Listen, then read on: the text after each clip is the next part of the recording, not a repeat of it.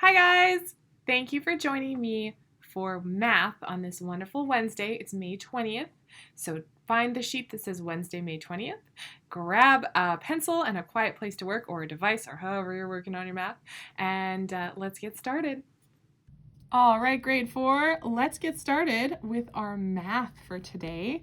Now, for today, I'm getting ready for next week where I'm going to be asking for some assessment for you to be sending back some of your work without me giving you a video to explain it all. So for this, I'm going to go through our math for today, and then I'm going to model one multiplication and have you do the rest, and I'm going to let you do your division on your own, okay?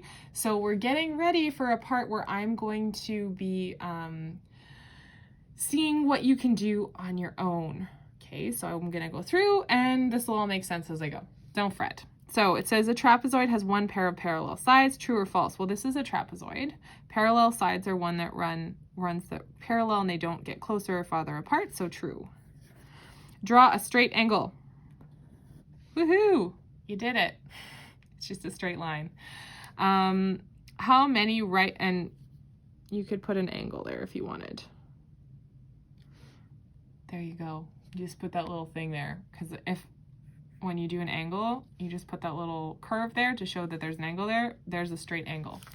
Okay, how many right angles does a trapezoid have? Now, a right angle is 90 degrees. It's like this. It's like a square. A trapezoid has 0 right angles. Nada, nothing. It says, are these shapes congruent or similar? So congruent means they are the same. Congruent means they are the same. And similar means that they're similar, but they're not exactly the same. So when something's congruent, it's the same. Okay, they'd be exactly the same. If I cut this up and I put it on there, it would be the same. And these are congruent. If I was to cut this out and put it on there, I believe it would be exactly the same shape. How many faces does a cylinder have? Well, let's just draw a cylinder here, guys. And imagine this face here. So we've got one face, two faces. It has two faces. It is two-faced. That is a brand of eyeshadow or something. Okay, now, Thursday, draw a rectangle that has a side that's 2 centimeters long. Now, I still have not located my ruler. I cleaned out my entire desk. I have looked everywhere. So I am going to estimate this one, and I'm okay if you estimate it too, because I don't know if all of you have a ruler. And when I go to school tomorrow, I'm going to try and remember to bring my ruler back, but it's entirely possible I will forget. So I'm going to estimate. These are my estimations of centimeters. And I'm going to draw a rectangle that has a 2 centimeter side. So I start here and I go to there.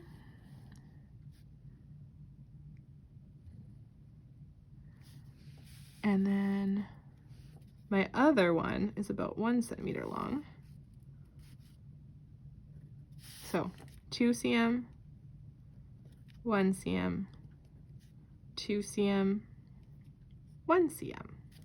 If you have a ruler, I am proud of you. Good job. Way to not let someone run off with your ruler and lose it forever. Okay, Sunita can walk to school in 18 minutes. If she leaves at 8:10 a.m., when will she arrive at school? So let's count up 18 from 8:10. So we start at 8:10.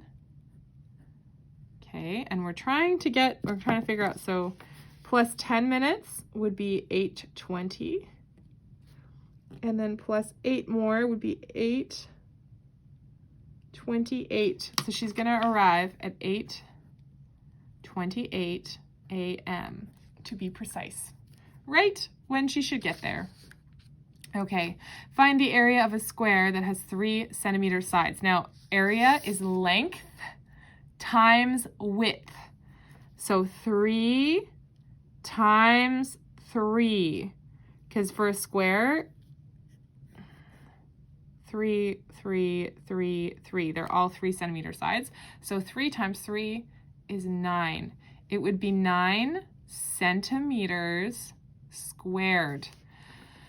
Number 4, 20 decimeters is how many centimeters? Okay, to do decimeter literally means 1/10 of a meter. Centimeter means 100th of a meter. There are 10 centimeters in a decimeter, so you just have to do 20 times 10, not 70. 20 times 10 is 200. It's 200 centimeters, or 2 meters if you want to get fancy. All right, how many years in a century, in a millennium? So a century is 100 years, and a millennium is 1,000 years. If you're like me, I am considered what's called a millennial, which means I was a child around the time where it turned from the 1999. So when I was born in like the century that started with 19, and now it turned over to 2000. And that was, I don't think you understand what a big deal it was. It was a really big deal. People were scared. They thought the world was going to end. They thought all the computers in the world were going to crash because they didn't think that the computers could figure out how to go from 999 to 2000. It was all over the news. It was bananas. It was just bananas. So when you look here, think about a millennium and think about millennials. Your teacher, she's technically a millennial. And that just means somebody who kind of was a kid around the time that the millennium turned. So I fall into that age range. I think I was in I don't even remember. I was in middle school. Sometime in middle school. But I don't remember the exact grade because I switched schools a lot, and long story, but basically, I'm not sure which grade. I think it was grade 8 or grade 9. No idea. Maybe grade 8. Maybe grade 9. Anyway, long story short, millennial. Someone who turned of age around, or was a kid around the millennium switch, and a millennium is 1,000 years. So it's a big deal. It was a big deal when it turned from one millennium to another, because many people do not get to live to see the turn of a millennium. Okay, so practice some multiplication. I'm going to go through one, and then you're going to do the other 3 on your own. So I'm going to show you the steps. I'm using partial products. You do you. So I'm going to do partial products, which means I multiply my 1s, I multiply my 10s, and I add them together. So 2 times 4 is 8. And then I'm multiplying in the 10 spot, so I put a 0 there to hold my place.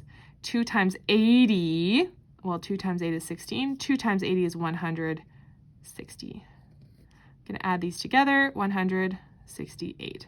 Now you are going to go through and do 52 times 5, 57 times 6, and 71 times 2. I want you to try your best. Follow the steps. Multiply your 1s, multiply your 10s, add them together. You got this. Now for this, your division facts. Practice these division facts. So I'm going to do the first couple and talk you through, and you're going to do the rest on your own because you got this. So 16 divided by 4, all I think is, okay, 4 times 4 is 16. So 16 divided by 4 is 4. 6 divided by 6, anything divided by itself is 1. 18 divided by 6, okay, 3 times 6 is 18. So 18 divided by 6 is 3. 24 divided by 6, so again, 24, what times 6 is 24? 6 times 4 is 24. So 24 divided by 6 is 4. You're going to do the next rows on your own. They're all facts you know. So if you're not sure, look up your 3's multiplication fact. Figure out which one equals 18. Find a multiplication chart and use that to help you. Okay. We're going to switch to the other side. More fractions, guys. I love fractions. They are so fun. I've been doing so much fractions with the grade 5s. They might be sick of my fractions by now, but that's okay. So let's go. Putting it all together, this page is a review of all the skills that you have learned so far. It says circle the pictures that show halves. Put X over the pictures that do not show halves. So a half is 1 out of 2, and the 2 have to be equal pieces. So this one is not equal, not a half. This one is equal, Yay, I can circle it. It is a half. This one is a half. Both sides are the same. Oh, this one. Let's look really closely. Yep, those look equal. My eyes are playing tricks on me. No. No. Now it says draw a shape that shows equal parts. I'm going to leave you guys are going to do that. So you're going to draw whatever shape you want and divide it into, you could do 2 equal parts, but draw your shape and show a shape that shows equal parts. And the next one says, how could you represent 1/3 using a whole shape? How could you represent 1/3 using a set of objects? So let's do this one together. So I'm going to start with this chocolate bar, and I'm going to break it into thirds. Okay, and I'm going to just color in or shade in 1/3. So I broke it into 3 equal pieces, and I've shaded in 1 out of 3. Now, if you wanted to use a set of objects, okay, so I could just do 3 objects. So I have 3 objects, it's out of 3, and I'm just going to shade one of them, 1/3. So that is, all of the objects are the same size. This together could be your set. It's a set, they go together, and 1 out of the 3 is shaded, 1/3. All right, and now it's asking what fraction of these circles are shaded. So here are my circles. Circle, circle, circle. What fraction are shaded? So I look, how many do I have all together? Well, 2 groups of 4 is 8. And how many are shaded? 6. 6 eighths. That's a tricky word, eighths. Now it says represent the fraction 3/5 on the shape below. So I have 5 pieces, and I just have to shade in 1, 2, 3. What fraction of the shape is not shaded? Well, I have 2 out of the 3 not shaded. Okay, 3 brothers are going to share a basket of candies. There are 12 candies all together, and each brother will get 1/3 of them. How many candies will each brother get? So let's draw it. 5, 6, 7, 8, 9, 10, 11, 12. There are my candies. I actually drew it as an array, which makes it even easier. So 3 brothers are going to share these candies. So now I just have to break my candies into 3 equal groups. 1, 2, 3. Each brother will get 1, 2, 3, 4.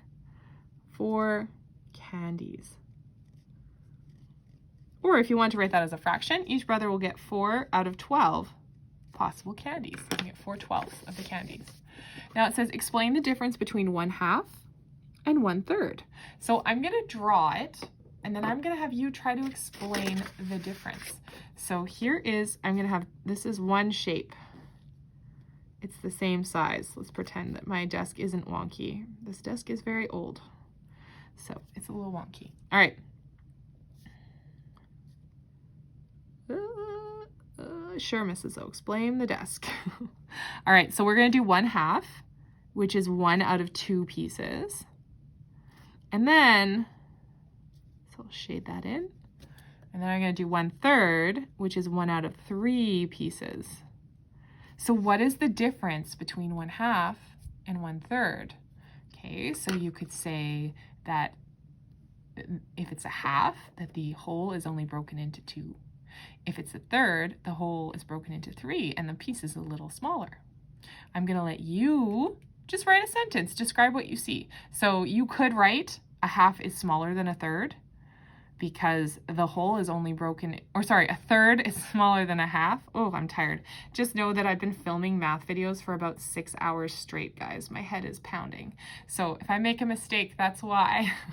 Okay, so a half is a whole broken into 2 pieces, and a third is a whole broken into 3 pieces. That is, the difference is that the half is going to be a bigger piece and the third is going to be a smaller piece because they're broken into more pieces. Imagine I have, okay, this is how I explain it to the grade 5s. I have a chocolate bar and it's just me and George home. and I say, hey, George, let's split this chocolate bar. I'm going to split it in half. Each of us gets a piece that's, half of the bar. Now, I have the same bar. Let's say next week, I'm like, it's chocolate day. Let's have some chocolate. But Audie's home, so we have to split the bar into 3 equal pieces. So each one of us will still get a piece, and they're all going to be the same size. But if there's 3 people that you're sharing it within or between, we're each going to get a slightly smaller piece. Okay? So I hope that makes sense. Hey, you did it! That wasn't so bad, was it? All right. Thanks again for checking in. Thank you for sending me your work. Thank you for all your hard work. I really appreciate that you're showing up and you're watching the videos, even if you can't submit your work. But if you're showing up and you're doing the work, that's going to put you in a much better learning situation when school does get back, right? So all of your hard work matters. I see it, even if I can't see it physically. I appreciate it. And keep sharing it, keep going. You are doing a great job. I miss you, I appreciate you, and I'm only a message away. Have a fantastic Wednesday.